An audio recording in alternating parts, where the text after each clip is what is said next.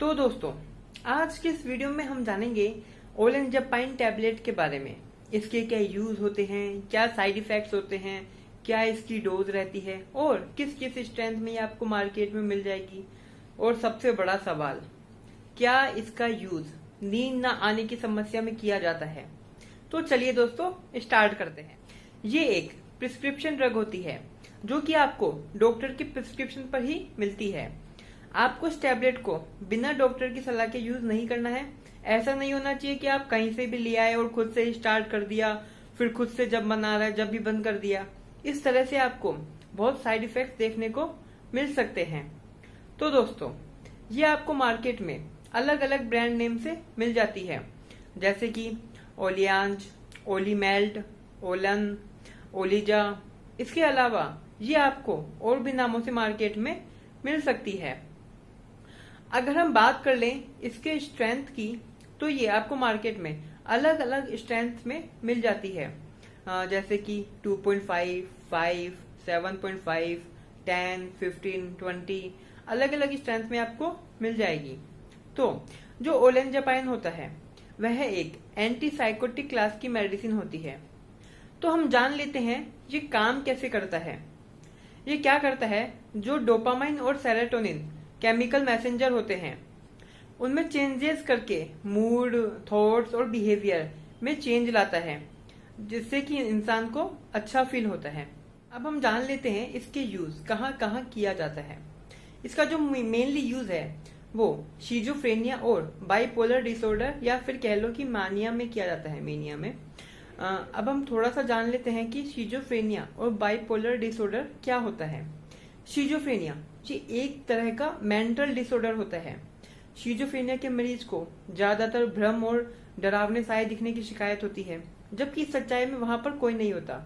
Schizophrenia के ज्यादातर मरीज दूसरों पर निर्भर हो जाते हैं, क्योंकि न तो वे अपनी देखभाल कर पाते हैं और न ही कोई नौकरी जैसे काम कर पाते हैं।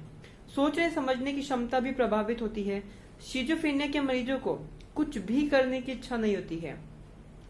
इसमें मरीज का जो सामाजिक रूप से मरीज जो होता है खुद को सामाजिक रूप से अलग कर लेता है।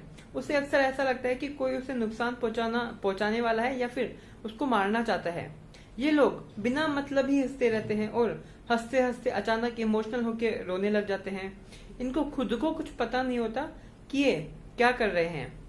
अब जान लेते हैं बाइपोलर डिसऑर्डर के बारे में। बाइपोलर डिसऑर्डर एक मानसिक बीमारी है जिसमें रोगी का मन लगातार कई महीनों या हफ्तों तक या तो बहुत उदास रहता है या फिर बहुत ज्यादा उत्साहित रहता है। एक तरह से आप समझ सकते हैं कि मूड स्विंग्स होते रहते हैं। इस रोग से पीड़ित व्यक्ति का व्यवहार चिड़चिड़ा हो जाता है और इस रोग में पागलपन और डिप्रेशन दोनों ही एक साथ हो सकते हैं। छोटी छोटी बातों में चिड़चिड़ा हो जाना। इस बीमारी से ग्रसित व्यक्ति को नींद की परेशानी रहती है। बहुत ज्यादा विचार में रहने के कारण नींद नहीं आ पाती है। और इसका यूज हम जानते हैं और कहाँ किया जाता है, तो इसका यूज डिप्रेशन में भी किया जाता है। अदर मेडिसिन के साथ इसको दिया जाता है। तो अब आता है सबसे बड़ा सवाल, क्या इसका यूज नींद ना आने की समस्या में किया जाता है। तो दोस्तों, इसका यूज नींद ना आने की समस्या में नहीं किया जाता। इसका यूज तभी किया जाता है जब शिजोफ्रेनिया या बाइपोलर डिसऑर्डर के कारण नींद नहीं आ रही हो। ये कोई नॉर्मल नींद वाली टैबलेट नहीं है। अब हम जान लेते हैं इसके कुछ साइड इफेक्ट्स के बारे में। इसके क्या क्या साइड इफेक्ट्स हो सकते हैं। तो इसमें हो सकता है आपका वेट गेन हो सकता है, आपका वजन बढ़ सकता है, चक्कर आना, मुंह सूखना, भूख लगना और आपको कब्ज की दिक्कत रह सकती है, कॉन्स्टिपेशन जिसे हम कहते हैं, थकान रहना, वीकनेस हो जाती है, और high cholesterol, high blood sugar, low blood pressure. तो ये इसके कुछ साइड इफेक्ट्स हो सकते हैं। अब अगर हम बात कर लें इसकी डोज की, तो दोस्तों जो इसकी डोज दी जाती है वो शुरुआत में 2.5 mg से 5 mg तक दी जाती है। ये आपको दिन में एक बार लेने की सलाह दी जाती है। ये आप खाने से पहले या खाने के बाद कभी भी ले सकते हैं।